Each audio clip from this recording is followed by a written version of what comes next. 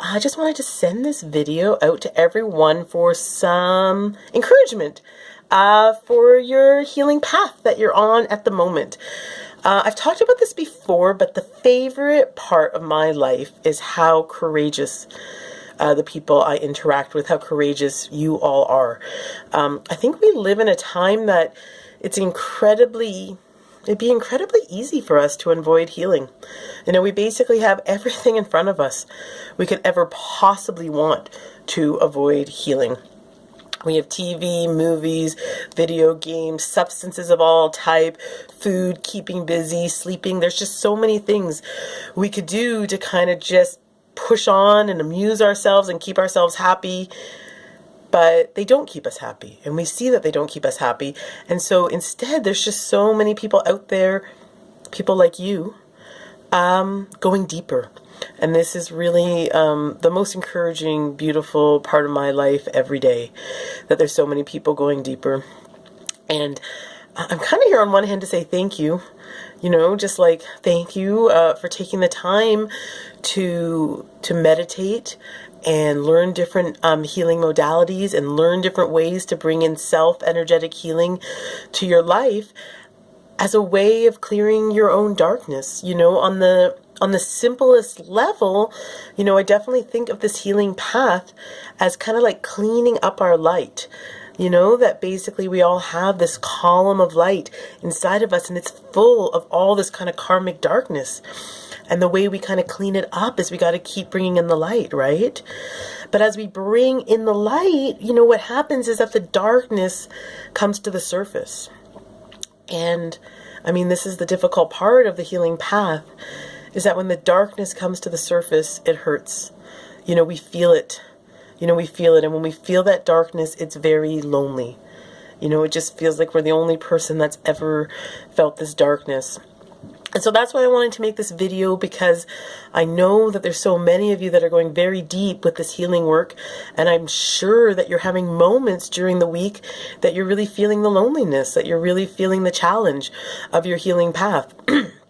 And so what happens, of course, is that when we feel good, you know, we're bouncing around and everything feels good, and we've had some epiphanies and some self-awareness, and we felt more energy going through our body, we kind of get that the darkness is part of the path, and we kind of get it. But then when we're actually in the darkness, when we're actually in our own sense of unworthiness, our own sense that nothing's ever going to work out for us, it just feels like too much. We kind of like beg. You know, we kind of beg for it to be over. We just think, let me go back. I just wish I never went on this healing path. And of course, we can't go back. We've started down a path and things have started to open and change. And so it's really important that when we hit those places of darkness, when we just hit those lonely places that it feels too much, I just think what's so essential is that we're kind to ourselves. One of the things I've seen from my own path is when we hit some of these challenges, somewhere that we can really do damage is by not being kind to ourselves. And so some of the ways we're not kind to ourselves is we think we're not doing a good enough job. We're not trying enough. We're not going deep enough. We're not good enough. We don't really know how to do energetic self-healing. Our intuition isn't any good. You know, we just find like a billion ways to criticize ourselves on the path. So if I was to give you one tip when you hit the struggle, when you hit the loneliness, when you hit the sense that you just want to avoid, when you just feel like you're caught up in the resistance, you know, like every part of your being is just saying you'll never heal this, and then you just get all sleepy and dizzy and tired. You know, there's lots of little techniques. We got lots of guided meditations you can use, you know, at the Self-Healing Academy. Self-Healing Community. I'm still getting the new name. But the really most important thing is that you just stay kind. You know, just watch your inner language, like watch what you're thinking, right? And just be like, all right, you know, I'm doing a good job. I'm going through intense healing. I'm opening up to new things. All right, I'm just going to be gentle. Okay, so if you're up against the loneliness, if you're feeling the resistance, if you're finding yourself in a sense of just wanting to avoid what you're going through, you're not doing a bad job. You're not doing anything wrong. It probably is actually a sign that you're going very deep. Okay, if you're hitting things like avoidance and resistance and loneliness, it means you've probably hit some really powerful patterning in your own system that's ready to be healed. And, you know, we've been talking about this a lot. I have a lot of people asking what the difference is between wallowing and healing. And this is really personal for everyone, because for some people, busyness is a coping mechanism. And so actually taking the time to rest and sleep is a great healing mechanism. And for other people, sleeping is an avoidance mechanism. And so getting up and busy is really important for healing. So it's a really personal question that only you can answer, like when you're just going into the suffering and when you're actually taking the time to heal the suffering. And so, of course, I want you to ask yourself that question. Do I feel like I'm wallowing, or do I feel like I'm healing? But I want you to ask it so gentle, just so kind, all right? So the most important thing here is, if we're up against the challenge of healing, we're feeling the avoidance, we're feeling the resistance, the loneliness, the struggle, the most important thing here is that you just stay kind to yourself, all right? Take a deep breath, look around your environment, see that there's no need to go into fight or flight. You're safe. I'm guessing you got a warm house, you got a roof over your head, you got some food in the fridge. All right, I'm safe, all right? The next step is, all right, what's going on in my mind? Am I being really cruel, really criticizing?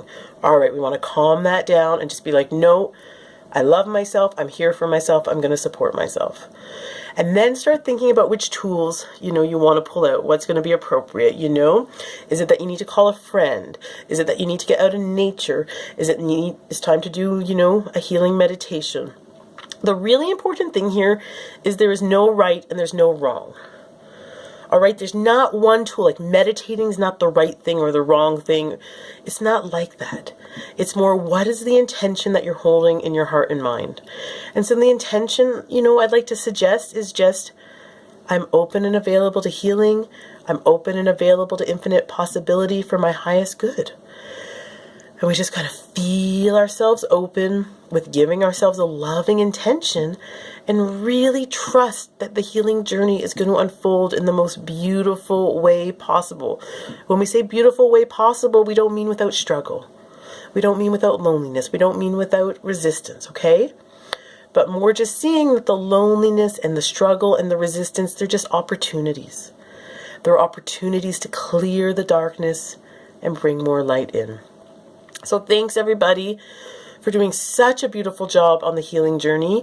I hope you're going to use some of the supports available, chatting on the forum, using the guided meditations that I've put together for you. If you need, just reach out to me. I'm here for you.